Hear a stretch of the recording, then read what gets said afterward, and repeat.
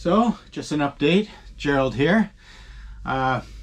This 6-month staying away from civilization self-challenge is not going as planned. I've had to go back already once for my phone bill.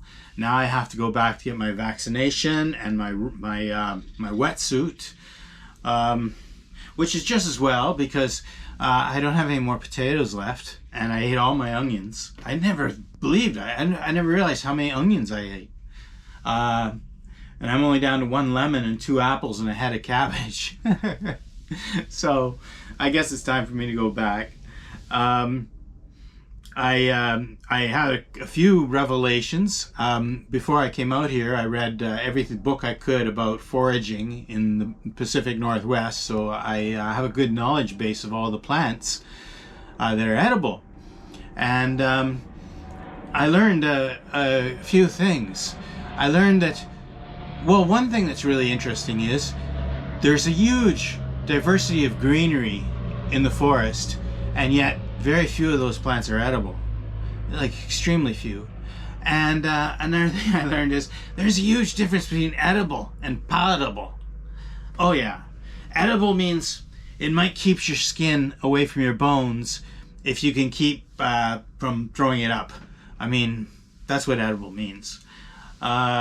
And there's not a lot of palatable wild wild greenery in the forest that you know, that's very time consuming to harvest, very time consuming to prepare, and you might be able to develop a taste for it, but it's something you'd have to educate your taste buds for. And the third thing is I went into that forest with the idea of it being a supermarket, and so I went and I loaded up on I was gonna have a wild dinner, and I had my wild dinner. And I spent the next 2 days just lying in bed, getting up every once in a while to excrete some black tar-like substance. I mean, if I was one of those, what do you call those people, like a medicine man, I would, a shaman, I would say, oh, that's the toxic of prepared food being eliminated from your body. But I think it was more that there's a lot of lost knowledge with these edible plants, and I don't think you can eat some plants with others. So that they might be all right to eat, you know, separate, but you can't eat them together because that's somehow they interact with each other, and it causes you some distress. And I also think, like all these books say, that wild foods are more nutritionally dense than store-bought foods, and they never quote a source for that. They just make a statement, and we're supposed to go with it as, you know, gospel, I suppose. But it might be true, but I think what is true is that your digestive system has to ease into such a new diet. You can't just go into the forest and start munching away. Even if you have all the knowledge about what's in there, it still doesn't work that way. You have to ease your way in gently.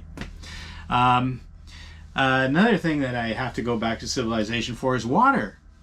I always heard that this was the wet coast, you know, but there's not been a lot of rain. Since I've been here in March, there's only been one sustained rain. Mostly we get days like this, like Ireland, like just, you know, misty, but no rain coming down.